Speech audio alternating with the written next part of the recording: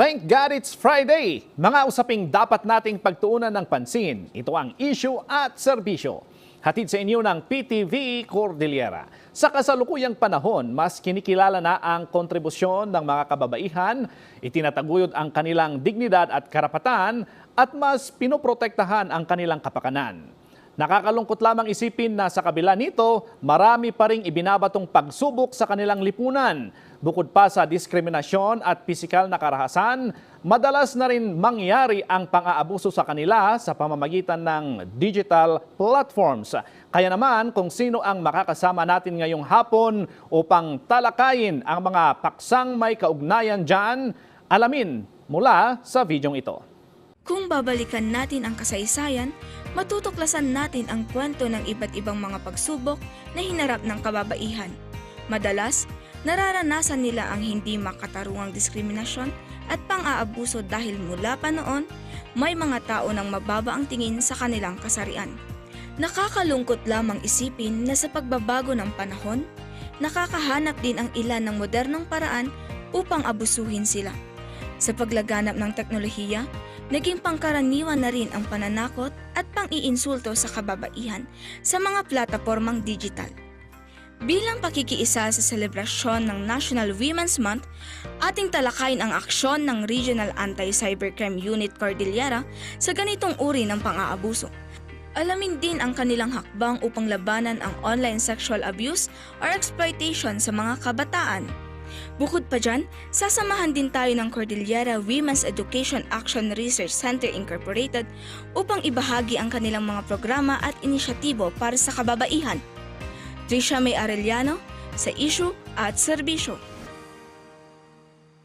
Magandang hapon mga ka-issue! Hashtag National Women's Month sa IAS. Tayo ngayong hapon mga kailian at makakasama natin sa ating napapanahong talakayan ang Chief ng Operations Section ng Regional Cybercrime Unit Cordillera na si Police Major Ann Carmel Comising. Good afternoon, ma'am. Welcome sa PTV Cordillera at salamat po sa pagpapaunlak sa amin, ma'am. And with regards naman sa ating trabaho, women's, Yes. Kamusta po ang general picture ng women's welfare sa Cordillera? Sa Regional Anti-Cybercrime Unit Cordillera, ang napapansin po namin, hindi man naman namin masasabi na grabe yung sitwasyon, pero at least masasabi naman natin na generally, okay po. Okay. When it comes to the safety and security ng ating mga kababaihan. Okay, so generally siguro as compared sa peace and order, ganun din ma'am. Walang Yes. masyadong problema sa online. Yes, sir. Okay, mga chismis lang siguro ang medyo marami. Tupot ma'am yung topic natin na sa mas specific issues. Ano po yung ating programa ngayong taon with relations to Women's Month or program ng buong kapulisan hinggil po sa cybercrime?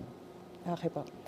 Sa opisina po namin, our Regional Anti-Cybercrime Unit CAR, patuloy po yung ating mga community campaigns, yung mga lectures po natin, info drives, and then kung makikita nyo po ang Facebook page namin, continuous din po yung information dissemination sa mga do's and don'ts.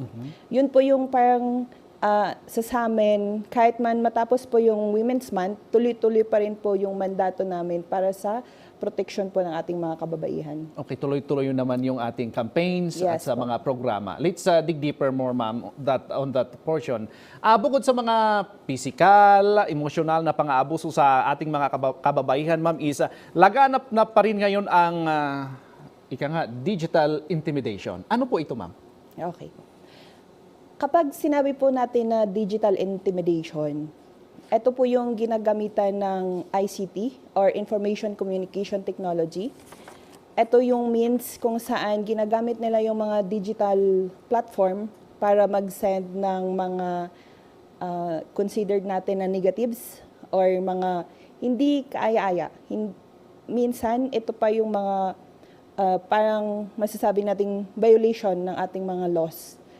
So, may ilang perpetrators or kahit naman sabihin natin na hindi rin yung kung, for example, sa harassment, sir, Yes. online harassment, minsan ang perpetrator doon, kilala din nila.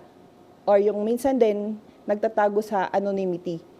So, may mga instances, katulad kapag ang violation ay RE 9262 in relation to Section 6 ng RE 1175, ibig sabihin po, yung batas po na na-violate is, kunwari, RE 9262, pero ginamitan po ng ICT, doon na po nangyayari yung in relation na siya sa Cybercrime Prevention Act ng 2012. Kaya siya nagiging online na, kasi yung dati, nung wala pa yung online, ginagawa naman na siya physically. Yes, ma'am. Pero dahil sa paggamit ng ICT, nagiging cybercrime, nagiging crime na siya sa online platforms. Okay, insert ko lang, ma'am. Mas grabe po ba, ma'am, yung grave offense yung as compared sa hindi ginagamitan ng ICT? Tama po kayo, sir. Actually, sa Section 6 ng RE 1175, ang sabi po doon na all crimes punishable sa Special Penal Laws tsaka Revised Penal Code na ginamitan ng ICT ay 1 degree higher. So kapag ginamitan mo ng ICT, yung crime na yon, nag-violate ka ng crime na yon, pero ang means mo ay through ICT, mas mataas yung penalty na may impose. Sa sektor naman ng mga kababaihan, ma'am, anong area or level ng mga kababaihan may edad na most vulnerable sa mga ganitong krimen? Kung hiwalay muna natin yung sector po, kung sa kabataan muna, pababa, sa secondary, o yung pinapatupad po yung Anti-Child Bullying Act, na ginagamitan ng online, yung pagsisend ng mga bata ng parang bullying, mga videos, ganon. So kung sektor ng bata, meron po. Okay. Doon po na sektor. Pero ang sa kanila naman, minsan is, yun nga po, related sa school or mga classmate nila. Tapos nagsisend po sila ng mga pwedeng paninirampuri or through messaging app. Or nagkumukuha po sila ng videos. Tapos ipapahiya nila yung mga kapwa nila mag-aaral. Okay. Meron pong ganon. Ang sunod naman po ay kunwari sa middle na mga kababaihan po natin, tulad ng middle age, mga ganong grupo. Kung ang sektor naman po ng mga online seller, for example, marami pong nabibiktima ng online scam. Okay. Kasi parang prone na po sila dahil na ipapakita po nila yung identity nila versus dun sa mga perpetrator na ng scam na hindi naman. Okay. And or dito rin sa middle age na kababaihan na sektor na to, yung nababiolate yung sa anti-Bawsi law, which is 9262, pwedeng ganon. Pwede ring RE 9995 or anti-photo and video voyeurism, yung pagpapakalat ng video, dahil sa relationship. Okay. And then, kung pupunta naman tayo sa medyo senior citizen na sektor. Yung sektor naman po dito, yung mga senior natin, sila naman po yung prone sa love scam. Okay. Love scam, kaya dito naman po, natitik advantage yung pagiging vulnerable nila kasi siguro hindi sila marunong sa Teknolohiya? Opo. O yung tinatawag na techie, yung ganon. Or, dahil retired na sila, kasi yun po talaga yung nakikita namin Kapag retired po sila, may time na sila sa technologies or sa devices. So, nauubos, or, yun na lang yung pastime nila. Okay. So, nagiging prone po sila And sa... then most siguro of them, ma'am, doon sa data ninyo, ma'am, is naghahanap sila talaga ng kapareha or partners. Possible Kaya po. medyo ganun yata yung situation, ma'am, no? Yes, sir. Pero in all picture, ma'am, doon sa nabanggit po ninyo, ma'am, is hindi naman siya grabe, no, ma'am, sa Cordillera? Hindi naman po. Or walang nagre-report lang? May nagre-report naman po. Pero hindi po natin masasabi na parang rampant, na lagi-lagi na lang, araw-araw na lang, hindi naman po, sir. Okay. Moving on, ma'am, kumakalat na rin sa internet ang explicit or deepfakes o AI-generated videos na images na gumagamit ng identity ng mga kababaihan nang walang pahintulot, ma'am. Laganap na rin po ba ito sa rehiyon at ano ang maaring idulot nito sa mga kababaihan, ma'am? Okay po. Ang pag-uusapan po natin ay deepfake, ito po yung kukunin, for example kayo, sir, kukunin yung mukha nyo, Okay. gagawan siya ng pwedeng video or picture, pero hindi naman ikaw yun, sir. Okay. Kaya siya deepfake AI. Kasi ang hindi niya, kinukuha niya yung ibang features mo, gagamitin siya parang cartoon characters, kumbaga, parang sa liman. Pero hindi ikaw yun, sir.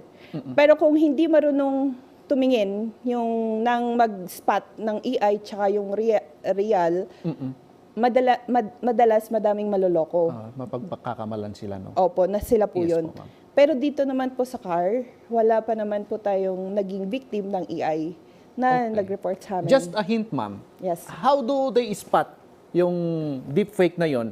Pinaka-general features ng deepfake. Pagka tingin nila, deepfake ito. Hindi siya ito. Okay po. Kapag sa atin, kapag ikukumpara po namin sa amin sa cybercrime, ang mga investigators po natin ay exposed na doon. So, madali lang. Pero kapag tuturuan natin yung nasa Public. community or yung public, tignan po nila yung mukha. Minsan, lahat ng pictures ng mukha hindi gumagalaw. Okay. Parang, kumbaga, bibig lang. And kung doon naman sa mga advertisements na gawa ng AI, pare-pareho sila ng voice. Okay. Kunwari, nanood ka ng isang deepfake AI video. Ang susunod, same, tapos parehas ng voice. Yun po yung mga palatandaan na deepfake AI po yun. Okay. At saka yung environment, kunwari sa video, yung paligid niya, hindi gumagalaw or parang stagnant. Or alam nyo na, well, pwede silang gumamit ng background na talagang steady. Pero madi-differentiate mo yung totoong tao tsaka sa hindi. Okay. Pero para mas ma-educate po natin yung mga public, yung nasa community, mas maganda rin po na kapag may mga nabibiktima ng ganito is mag-legit check. Pwede kasi na sa tingin ko, hindi ito AI or deepfake AI. Pero baka sa tingin ng kakilala ko or mga kasama ko, masasabi nila, ay fake yan, deepfake yan. Okay. So mas maganda rin po yung pag-share siguro na kapag naka-receive sila ng ganun, totoo ba to? Kasi may mga pagkakataon na hindi natin alam pero alam ng iba. Paano nila ito i-report sa ating office, ma'am? Kung nandito po sila sa CAR, any province ng CAR, except po ng Apaya kasi wala pa kaming office, may mga opisina po kami, bibigyan na lang po yung sa mga addresses. Pero lahat ng provinces, meron kaming office, so pwede po silang pumunta. Pero kung kunwari po, katulad sa Apayao, or malayo yung office namin, pwede naman po sila agad pumunta sa nearest police station. After na natanggap natin itong complaint ng isang posibleng biktima, how do we investigate? What are the processes, ma'am? In general, hindi lang sa deepfake, sir. Sa lahat ng process namin. Ang unang-una, kapag ini-entertain po namin ang complainant, kailangan po namin ng whole picture ng story. And dahil ito po ay digital world o kaya sinasabi natin ang ebidensya po ay pwedeng volatile, mawala bigla. So, kailangan namin siya na prompt na pumunta sa office. Or kung hindi man sila agad makakapunta, pwede agad silang mag-screenshot. Mag-screenshot and then wag silang magdi-delete kasi baka yung na-delete nila dahil ayaw nilang mabasa Okay. is baka importante yun sa facts. Okay. So, ang lagi namin sinasabi, kung ano man po yung parang irereklamo sa amin, kailangan may nakuha na prior, parang preservation nila sa side nila, on their end. Preservation na kahit na, kunwari matagal sila makapunta sa amin, at least meron silang copy. For the Opo. possible conviction of the suspect. For possible Yes. filing or Filing, yes. ng O pala. complaint. After na-file natin, dumaan sa proseso, at syempre, na-convict na siya, ano ang penalty? A specific penalty. Yes, ma'am, for that, or depende general, naman, yes. Depende naman po sa discretion ng court. Pero, Pero anong nakasaad po sa batas natin, generally, na penalty ng mga nag-violate ng anti-cybercrime law natin? hindi ko Imprisonment, ma'am, no? And imprisonment and or may fine. Oh, fine. So- Depende sa findings ng judge na yun, ma'am. Yes po. Okay. Moving on, ma'am. What else can we identify as gender-related harassment online, ma'am? Marami po tayong nababiolate online kapag sa gender-based po. Unahin po natin ang RA 9262 or Okay. sa yung BAUSI po natin. Mm-mm. Pangalawa, RA 9262 na ginamitan ng ICT or ng nabanggit ko kanina, Information Communication Technology. Mm-mm. Pangalawa, RA 9995 or Okay, ma'am. Anti-Photo and Video Voyeurism. Pangatlo ay yung RA 11313 or Anti-Safe Spaces Act, Okay. Anti-Bastos Law. Meron din po doon online. And pag naman sa mga bata, yung Anti-Child Bullying Act. So, yun po kasi may mga provisions po doon na pwedeng gamitan ng ICT. Okay, so medyo malawak pala, ma'am. no? Malawak po. Oo. Sa lawak ng ating trabaho, ma'am, with regards to ICT or a cybercrime law natin, in violation sa cybercrime law ng Pilipinas, anong mga senyales or valid indications or indicators ng online harassment? Ina-identify or vina-validate pa ba natin, ma'am, if these are valid or not? Yes, sir. How do we, Importante po kasi din sa amin kasi ang goal po namin, bukod po sa matulungan sila, is kailangan po na mag-stand din yung i-file natin na complaint o i-refer natin complaint. Okay. So, may mga instances na pumupunta sila sa amin, kunwari, away ng magkakapitbahay, tapos pinost online. Mm-mm. Minsan, makikita namin na hindi naman siya pasok sa cyber libel, pero baka pwedeng unjust vexation. Pero ang importante sa amin po is kung ang isang na-violate na batas is andun po yung mga elements para masabi po natin, oo nga, ito ay violation ng ganitong batas. So, kailangan natin siyang mag-case build up para kayang mag-stand nung case na i-refer natin. Oo. Nabanggit yung kanina yung mga pulisiya, batas na tumutugon sa mga ganitong ori ng cybercrime natin. Pero how do we identify yung mga medyo mahihirap na mga cybercrime, yung mga violations sa cybercrime natin, ma'am? Okay. Or depende sa pagkakagawa nito? Or sa ebidensya? Meron kasi, sir, although nahihirapan kami minsan, pero yung part na ang alam namin or ang tinuturo ng evidence ay nasa outside ng country, yung perpetrator. Possible po kasi yun eh. So, kailangan natin ng mga coordination sa counterpart natin sa ibang bansa. Doon po natin masasabi na, kasi, kung allowed ako magsabi ng mga social media apps. Okay lang, ma'am. If Okay. that was, nabanggit na ng ating kapulisan na kailangang, Okay. yun. For example na lang po, ang isang crime ay ginamitan ng isang social media app, which is yung mga social media app ay located sa ibang country. Wala naman po sa Pilipinas. Kailangan po nating Pag-ugnayan. makipag-ugnayan sa mga companies na to for takedown agad. Pero kasi po, yung sa initial action na takedown, mahirapan din tayo na ipinpoint kung, yun nga, nasaan ba talaga si suspect? Or sino ba talaga? Kasi ginagamit nila yung anonymity ng internet. Okay, ma'am. So, isa po yun sa mga challenges. With this, ma'am, medyo mahirap talaga. Ano ang reminders natin or tips natin sa ating mga kababaihan upang masiguro ang kanilang seguridad sa digital world or spaces?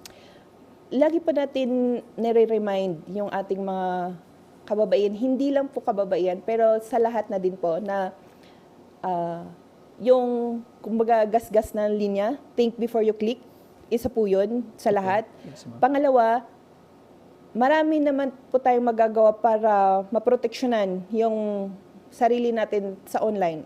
Like, personally, mag-research, maging vigilant. Hindi lahat po ng nakikita natin online ay totoo. So, with that in mind, parang kailangan, totoo ba to? Hindi. Gagawin ko ba to? Maganda rin po na may pinagsasabihan tayo. Kasi minsan, kapag nadadala tayo sa rush or yung may element po kasi ng kunwari sa mga ng scam or kahit na rin sa mga crime na pang gender-based, merong element silang ginagamit na kung hindi mo to gagawin, ipapalabas ko to, something like that. Mas importante pag ganun po yung nangyari, may mapagsabihan tayo agad. Kasi yung napagsabihan po natin, baka makapag-isip siya na, isumbong na natin, i-report na natin to. Okay. Doon po nakakapag-prevent tayo at nakakapag-solve tayo ng crime. Okay, parang sinasabi nila, ma'am, validate, verify, it confirm, ma'am. Yes, Okay. sir. Okay, ma'am. Mga ka-issue, huwag kayong aalis dahil sa pagbabalik ng ating programa ay tatalakayin naman natin ang tungkol sa online sexual abuse or exploitation of children at child sexual abuse for exploitation material. Diyan lang kayo magbabalik ang issue at serbisyo.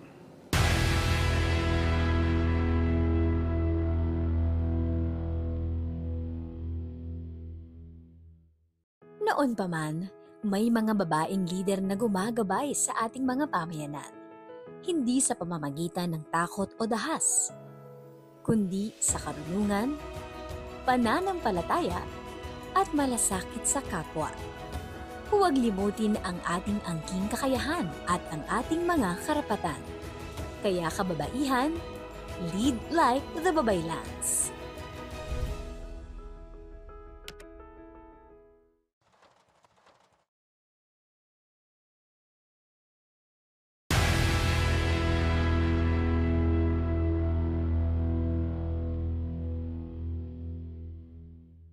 Kailian, kayo ay nakatutok pa rin sa issue at serbisyo. Hashtag National Women's Month sa IAS. Pa rin tayo kasama ang Chief ng Operations Section ng Regional Anti-Cybercrime Unit Cordillera na si Ma'am Police Major Ann Carmel Comising. Ma'am, nakakalungkot talagang isipin na may mga kabataang babae ay nagiging biktima din ng sexual na pang-aabuso online. At kaugnay niyan, ano ang online sexual abuse o exploitation of children at child sexual abuse or exploitation materials? Ano ang pagkakaiba or ano ang dalawang ito? Pagka sinabi po nating OSAEC, ito po yung actual na ongoing or hindi man ongoing, pero actual siyang ine-exploit yung mga bata. Okay. Ito po yung ongoing yung yung harassment or exploitation. Compared naman sa CISAM, yung clue po natin dun sa CISAM is yung M, which is material. Parang yung output kanina sa OSAEC ay nagiging material na siya. So ito po yung mga process or tapos ng output na video or mga pictures Na kumakalat na. na pwedeng kumakalat. Ang CISAM po kasi ay OSAEC CISAM. Yung CISAM po is yung material na pwedeng maging liable ang anyone na may kopya. Okay. Like for example, sir, pinasa sa inyo, Okay. tapos nandun lang sa phone nyo, either kinakalat mo man or hindi, pero pwede ka pa rin maging liable kasi nandyan na sa yung material, Okay. sir, Okay. ng mga, ng USAIC. Okay. So, yun po yung pagkakaiba ng USAIC at CISAM. Okay. So, paano nga ba nagsisimula ang pangyayari, ma'am, ng online sexual abuse or exploitation, mostly sa mga kabataan, ma'am? Marami po kasing indicators, hindi lang siya, kung titignan po natin, pwede nating munang tignan yung background ng family. Okay. Ang karamihan sa case natin dito sa Pilipinas na lang kasi wala pa tayong masyadong data sa atin sa CAR, in-exploit yung bata in exchange of consideration like money or any kind of consideration. Usually yung mga napapanood din natin sa mga balita is kamag-anak nila. So, dahil sa kahirapan, dahil gusto nila na, eto kasi yung mga perpetrators ay mga dayuhan. Okay. Mostly, ibinebenta nila yung mga materials or, yung sa USAIC is ongoing yung video na parang nag-uusap si perpetrator at si victim through online live chats or ganun. So, isa po yun. And then, yung sa iba naman, which is mas lesser na indicator is yung gagamitin ito as threat or in-exploit yung bata in exchange of pwede rin yung parang gumante or para ipahiya. Pero yun yung mas less compared dun sa money na consideration na hinihingi. So parang dahil sa kahirapan, in pangalawa is yung other personal motive. Okay. For that matter, ma'am, dito sa Cordillera walang data or may isa? last 2025 may isa pa tayo, sir. Okay. Paano natin, ma'am, naoobserbahan or senyalis ng isang bata or minor de edad na nabiktima na ng ganitong krimen?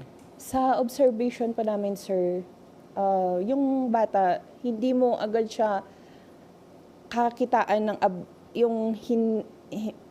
para siya pa rin na normal. Normal, Pero makikitaan siya, saan kaya nanggagaling yung pera niya? May bago siya, for example, na cellphone or mayroon siyang regalo na hindi naman binigyan ng magulang. Isa Okay. po yun. And then, minsan, makikita rin na laging tutok sa technology or laging hawak yung cellphone. Possible po yun. Okay. Yung lagi ring nagtatago sa room niya or parang in-stop niya yung communication sa outside world niya. Nagiging introvert na siya, ma'am. Opo, sir. So, parang isa po yun sa mga nakikita namin na sinyalis na may something sa batang ito. How about sign of fear? Signs of fear, ma'am, sa isang bata na lumalabas? Or kapag sanay na ang isang bata sa ganyang krimen, parang wala na sa kanya, ma'am? Sa totoo lang, may mga magkakaiba po kasi ng reaction or yung coping mechanism ng bata. May ibang bata na parang normal pero yun pala sa loob nila, tinatago lang nila. So, hindi mo makikita agad yung mga senyales. Unless otherwise, parang mag-initiate ka na i-check ang gadgets, i-check yung mga activities po niya.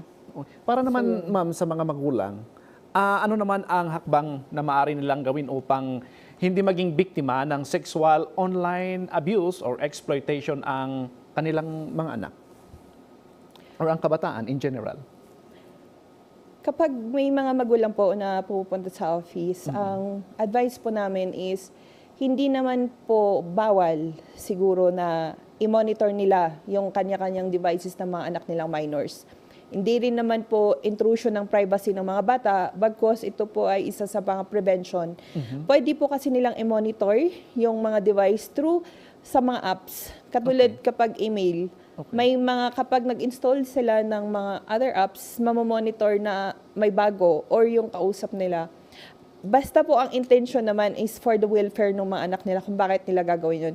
Hindi naman po sa sa walang bahala ng privacy ng mga bata. Pero doon po tayo sa prevention na hindi naman po masama na from time to time i-check kung ano yung ginagawa nila sa online world, which is good din kapag open naman yung kanilang mga anak, mga bata na ipakita na or magsabi, accountability na, ma, ito yung kausap ko pa, ito yung kausap ko.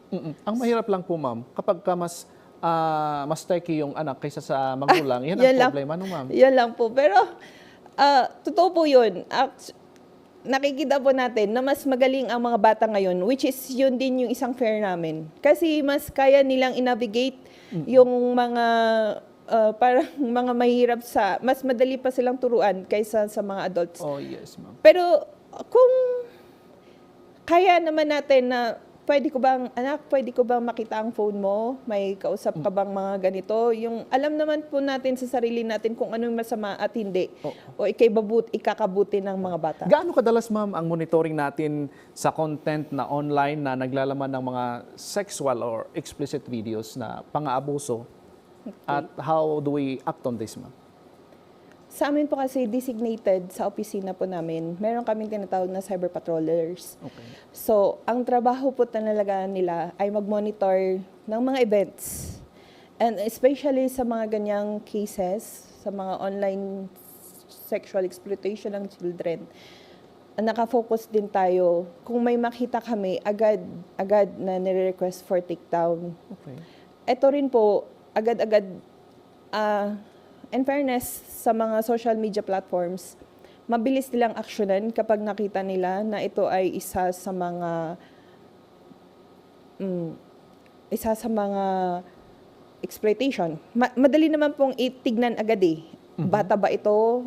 Na-expose na ba yung hindi dapat ma-expose? Mabilis naman po siyang i-action ng mga social media platforms for takedown. Okay. And then, may mga tao din po tayo, o mga netizen ang tawag natin sa laging nanonood, na hindi po nila saan magre-report.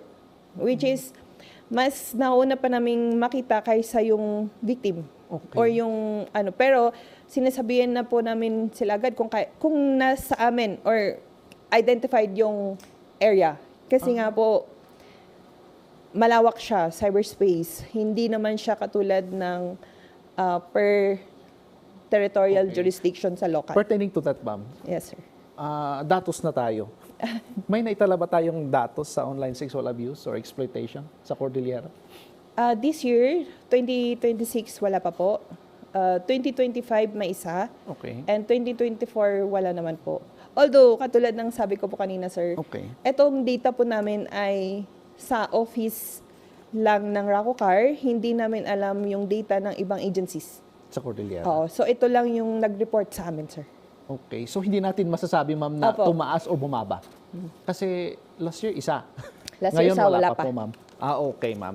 So, paano din natin, ma'am, maaaring i-report ang ganitong uri ng pang-aabuso sa inyong ahensya at iba pang kinauukulang opisina? For instance, ang pinakamalamit sa kanila ay itong opisina. Pwede po ba silang dumulog doon o Yes, sir. kailangan sa office ninyo? Yes, sir. Agad-agad kung sino yung pinakamalapit. Kasi, ito po ay yung kailangan ng may exigency ng necessity po na kailangang aksyonan agad. Okay. So, kung malapit sila sa nearest police station, agad pwede po doon. Kasi may mga trained investigators din naman po ang mga local police station. And kung hindi may mga sa preservation side or sa technical side nung or kapag nandyan yung device, hindi nila masasabing, alam nila kung paano kalikutin, pwede po silang humingi sa amin ng assistance. Or kung diretso rin sa amin, pwede po. Okay, ma'am. Oo. Sa unreported cases, sa mga unreported cases, ano ang advice niyo po sa kanila, yung mga victim na nabiktima na years ago or month ago, ma'am? Kahit po years ago or month ago po yan, ang masasabi ko, sir, kailangan po natin yung i-report. Kasi yung effect po kapag ang pinag-usapan natin ay usa XSAM, hindi po yan nawawala sa cloud, sa cyberspace. Continue siya. So hanggat hindi po siya nare-report, hindi po natin siya magagawa ng aksyon. Kahit nangyari na to, kahit anong taon or last few months ago, mas maganda pa rin na i-report. At ano pa, ma'am, ang mga programa ninyo na layong protektahan ang ating mga kababaihan in general at kabataan sa digital world or spaces natin, ma'am? Sa amin naman po, ang mandate talaga ng PNP is crime prevention and crime solution. Okay. So yung programa po sa amin or yung mandato namin ay inherent na po yung continuous po lagi yung, sabi nga yung mas magandang maunahan yung which is yung crime prevention kaysa doon sa parang nangyari na yung acts or yung crime. Kaya continuous po yung ating information dissemination or mga campaigns against dito sa mga klaseng crime na to. And then, capacity building din. Actually, nagkakandak po kami ng mga lecture sa community. Bukod din po sa mga online. Kasi mas nare-reach po namin o naibabahagi po namin yung mga effect ng mga ganitong digital world. Okay, So, ma'am. yun. Oo. At this point, ma'am, sa puntong ito ng ating talakayan, ma'am, bibigyan na namin kayo ng pagkakataon na ibahagi ang inyong commitment sa publiko, lalo na sa mga kababaihan at kabataang nanonood sa atin ngayon. Go ahead, ma'am. Ang Philippine National Police Anti-Cybercrime Group, Regional Anti-Cybercrime Unit CAR, ay patuloy na nandito lamang sa inyo na pwede niyong lapitan kapag ang pinag-usapan po natin o ang mga gusto niyong ireklamo ay mga paglabag sa ating mga batas patungkol sa Cybercrime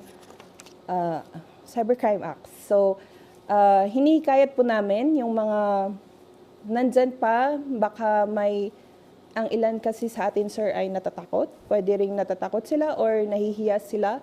In-encourage po natin na mas ma-actionan po natin yan kung magsasabi po tayo or magre-report po tayo. So, yun po, sir.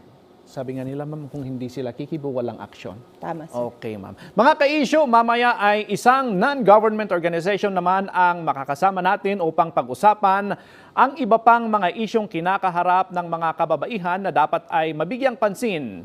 Diyan lamang kayo, magbabalik ang Issue at serbisyo.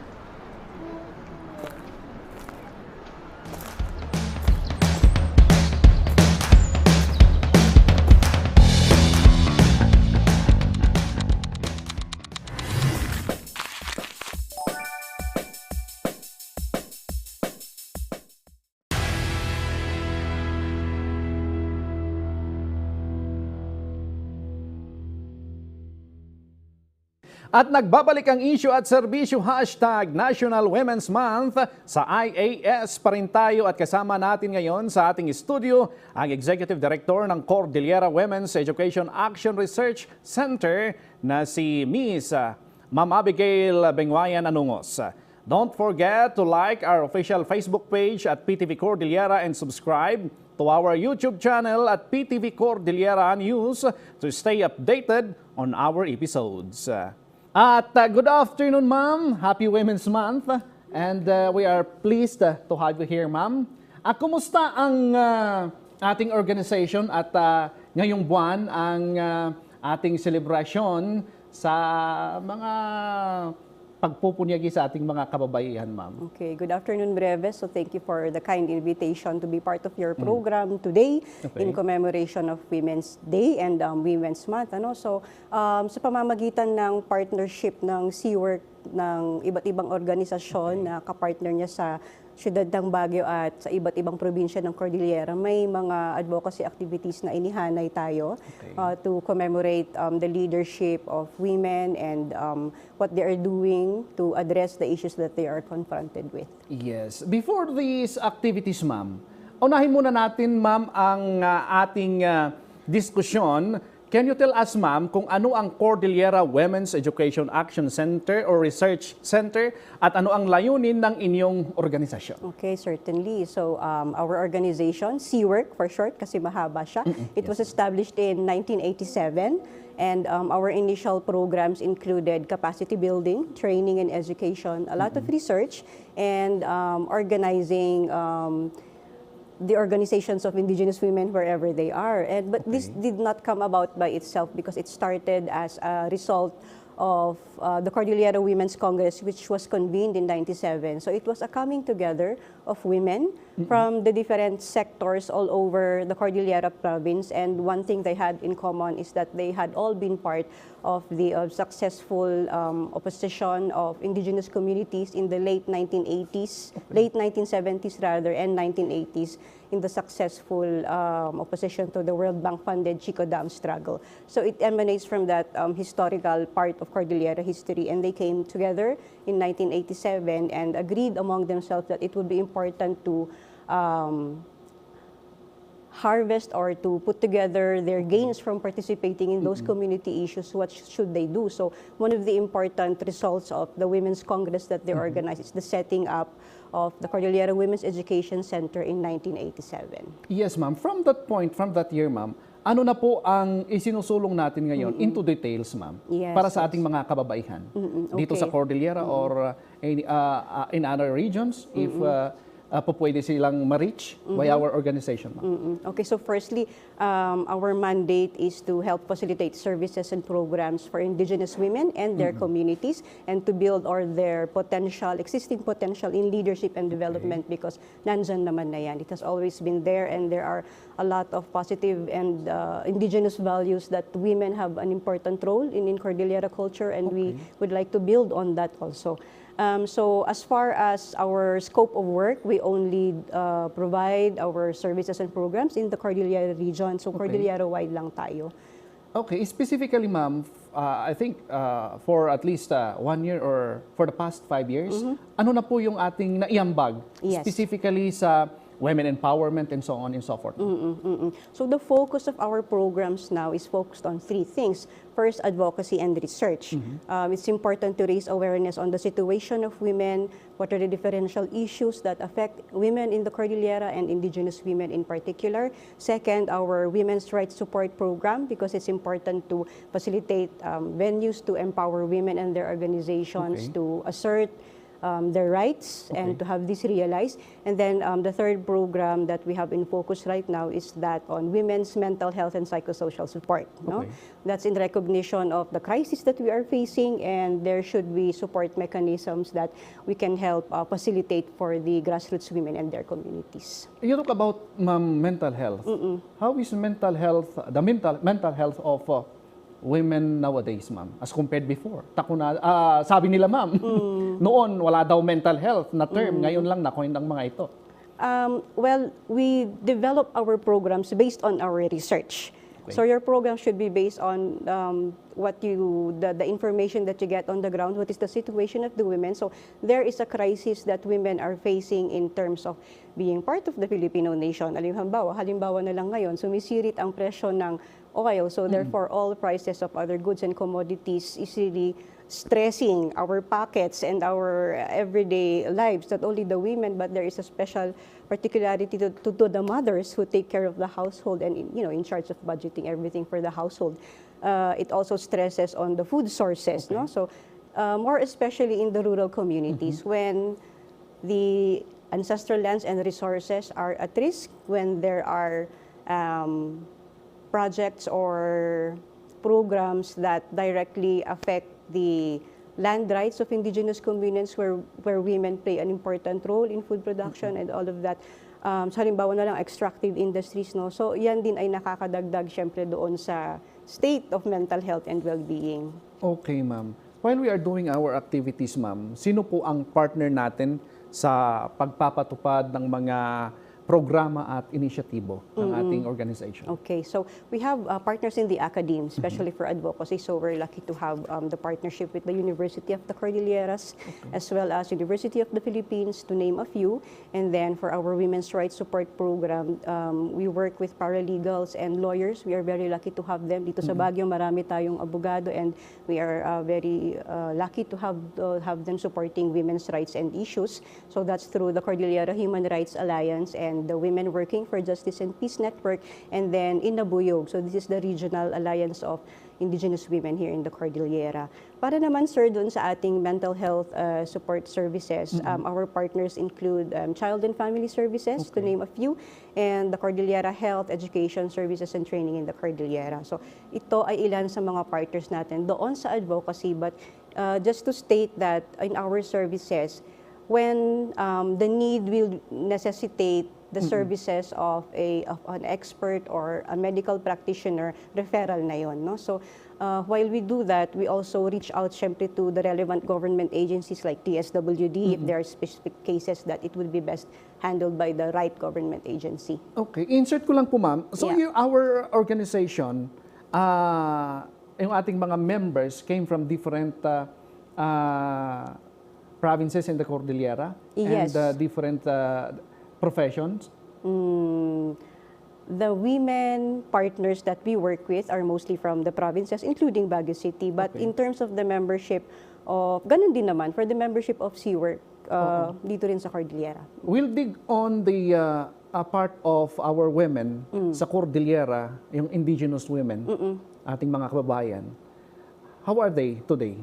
Yung mga restrictions na related to our culture for the women empowerment, wala na po ba ngayon? Historically, if I would look at milestones in Cordillera people's history in relation to land rights, Okay. and we deem that that's very important because ancestral land is the material base of indigenous people's identity for self-determination, being indigenous peoples. Malaki yung pinapel ng kababaihan doon sa uniting their communities and taking part of the different forms of protecting and asserting ancestral land rights. So in the present, nagpapatuloy yan with the existence of their organizations in the community level. And I believe that at present there are also many women's organizations, not only here in Baguio City, but all over the Cordillera. They may be sectoral, but a lot of them are women's organizations that exist for their various purposes. And we feel that those are important indicators of the empowerment of women. So at present, ma'am, wala na yung stigma na kapag women ka lang related to our culture, pang bahay ka lang. I do not think so. I do not think so because if we look at the changing role of Okay. women, and actually if you look at the dynamics of indigenous peoples in the Cordillera, the role of man and woman is more than just having one higher or better than the other. It's more reciprocal and complementary. Okay. For example, in childcare, ag sakot mo't lang mo't ti menfolk, ag aware damot lang, Oo. adati Oh, yes, kasday, ma'am. no? Yes, ma'am. Adati ka kasta nga pakakita. Ni so nga that's what we would like to encourage so that, because actually in our culture also there is a high recognition of the role of women, anaya, in ensuring that the race will continue, and then the role that women play in passing on values and knowledge, no? So adati kasday nga pa nagbigbig, and these are the positive values that we support and we continue to advocate for also when we recognize the role of women. So meaning to say, ma'am, generally, our culture does not preclude women from reaching their potentials. Yeah, Either definitely. nasa bahay or... Yeah, definitely. Okay. And then, nabanggit po ninyo kanina, ma'am, na we based our problem solving sa research. For instance, ano ang mga research na ito at paano ito nakakatulong sa ating mga kababaihan in a certain problem that Yeah. they face today? Yeah. So for instance, I'll relate it with the current programs that we have. No? So when we did our data gathering around COVID time, which was very difficult because all of us could not travel, due to restrictions. Yes. A lot of the needs, especially during COVID that came up, was the need for mental health and psychosocial support for the women in their communities.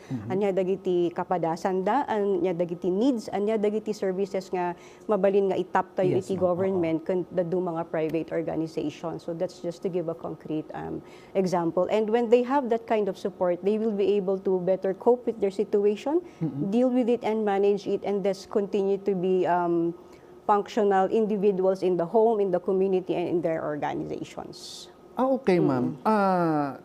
Pasurutan ta, ma'am, di nga premise.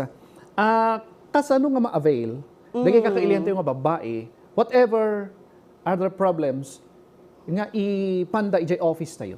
How to avail? We are on Facebook, so if you want to drop us a line and if you want to make an inquiry, you can easily reach us in Facebook.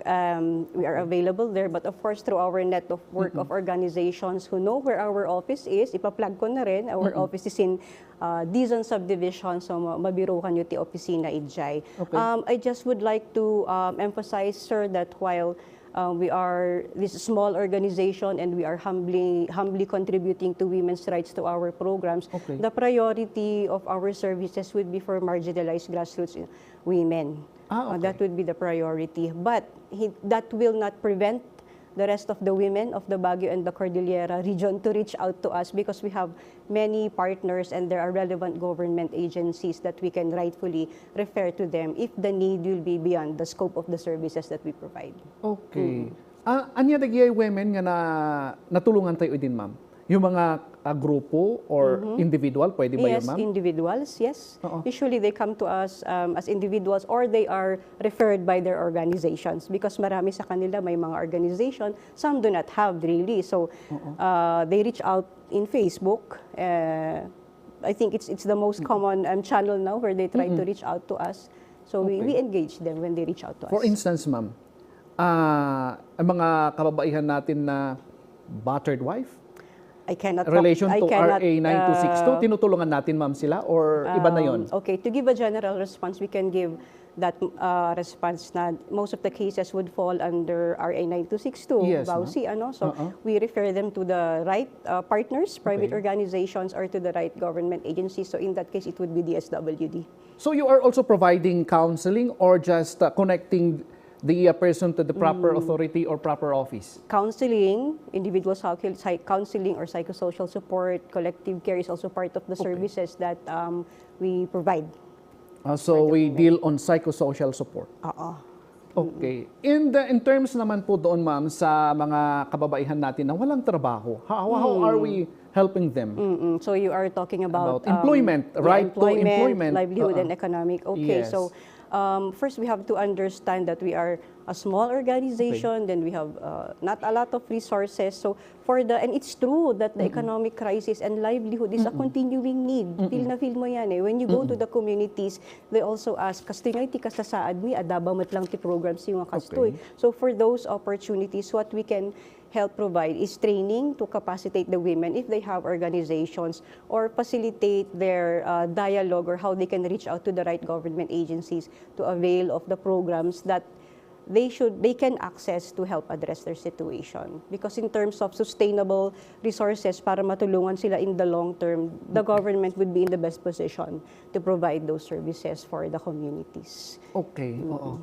And for that general and the specific programs, ma'am, anya ti mensahe yo kadagiti agbuybuya nga babae tata nga kayat namot nga mapan ijay office yo tapno matulungan yo in your own simple capacity, tapno maipaayanda iti pamagbaga or maidirect yo isuda, ma'am, on proper offices tapno maipaayanda mat iti solusyon iti problema nga sangsamwen. Okay, so para kadagiti kakabsat tayo nga kaya tayo nga maamuan no anya pay dagiti programa ken serbisyo iti organisasyon tayo, mabalin nga kitaan nyo ti Facebook page tayo adda amin ijay, adamat lang ti IEC materials tayo jay in video form nga mabalin nga pangalaan tayo ti information ket mabalin yung lang da kami nga danunan ijay opisina ijay nay Dison ket kastamat laang nga no adda ti panpanunutin tayo nga mabalin nga pagtutulungan nga partnership activities kas pagarigan kuma dagitoy na awareness raising panggap iti karbongan dagiti kababaihan mabalin ladta nga ag-reach out tayo ijay na opisina tayo. Okay, this month and then siguro itatangatawan, ma'am. Anya kay programa nga pinapangunahan or headed by our office? So this is our culminating activity for Women's Month. We are going to have a Cordillera Women's Conference to bring together indigenous women defending land, life, and human rights in their communities in different ways. So we want to bring together their experiences and situations so we can better define the rest of our advocacy activities for the rest of the year, but definitely our programs on providing psychosocial support and other direct services in women's rights, research and advocacy will continue. And the public can expect that at least for the red letter dates on women's rights for the rest of the year, and then November, starting for the 16 days to end violence against women, we will be tying up with our different partners for different activities. Okay, so hopefully, ma'am, sa mga programa natin ngayong buwan and for the rest of the year, marami pang mga kababaihan ang ating mahikayat, ma'am, to join us. Yes. Even to join also our organization. Of course. For the women empowerment Yes, sa thank ating you. So thank you region, for ma'am. being a women's rights advocate, Sir Breves. Okay, ma'am. At mga ka-issue, ang papel na ginagampanan ng kababaihan ay higit pa sa kung anuman ang idinidikta ng lipunan. Nakaukit na sa kasaysayan ang kanilang katatagan at sa modernong panahon, patuloy nilang nakakamit ang tamang pagkilala sa kanilang karapatan. Pati na rin ang kanilang kontribusyon sa mga maraming larangan. Naway tandaan din natin na walang kasarian at oryentasyon na mas mababa at mas nakakalamang at pairalin natin ang pagmamahal, respeto at pagkakapantay-pantay ng bawat isa. Sa ating mga kaisyong kababaihan, kaisa ninyo po kami sa pagdiriwang ng National Women's Month at tandaan, babae ka at hindi babae lang. Bueno, maminsan pa ay inkam agyaman, papagayam iti inkay panagtarabay, iti programa tayo ita amalam ti Biyernes. Aging gamanan iti sumarunoan na bara, kenapnuan, kaipapanan iti diskusyon, dito'y issue at serbisyo. Siya, na Brevis Bulsaw, na imbag amalem, kada kayo amin. Okay, thank you ma'am for coming. Okay.